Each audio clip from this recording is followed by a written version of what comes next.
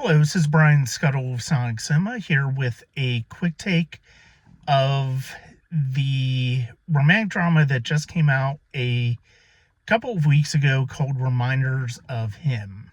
It is adapted from a novel by Colleen Hoover, who we know had It Ends With Us a couple of years ago, and the success of that naturally led to other adaptations of her work, including Regretting You, which came out last year and was fairly forgettable in a lot of ways, and now Reminders of Him. I was not expecting much different out of Reminders of Him than we got with Regretting You.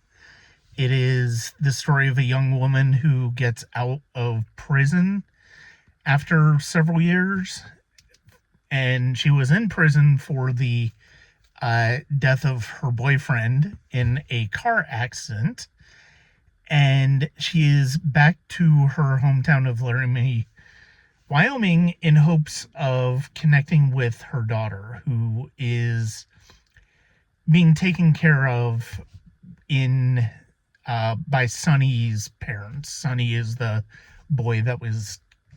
man that was killed in the car accident. This is a film from Vanessa Criswell, who previously done a really kind of charming romantic comedy for Netflix called Love at First Sight that was quite taken with. And she does a very good job with this movie. I was pleasantly surprised with how much I was engaged with this. Has solid performances throughout. When it comes to the cast, which includes Mekhi Monroe as the main character, Tyreek Withers, Bradley Whitford, and Lauren Graham as the Scotty's parents. And it's really a charming film with a lot of different characters along the periphery.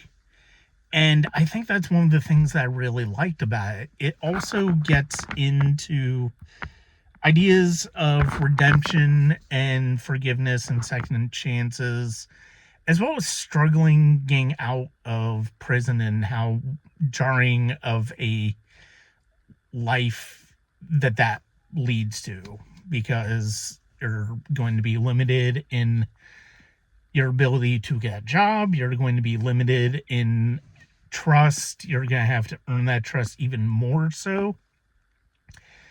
And for Kenna, the main character, it's even tougher because of the fact that, she has worked really hard to try to forgive herself for what happened to Scotty, and it really just boils down to she's needing other people to forgive her.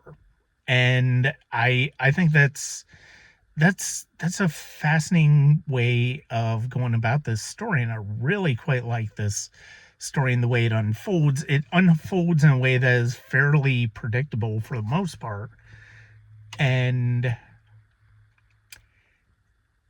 it lands in a situation that we can probably see coming because of the nature of the type of film it is, but it does a good job getting there. And I think that was the most impressive thing about the film for me, is that it gets there fairly fairly honestly, and I can't really argue with that. It's worth watching. I would recommend checking it out.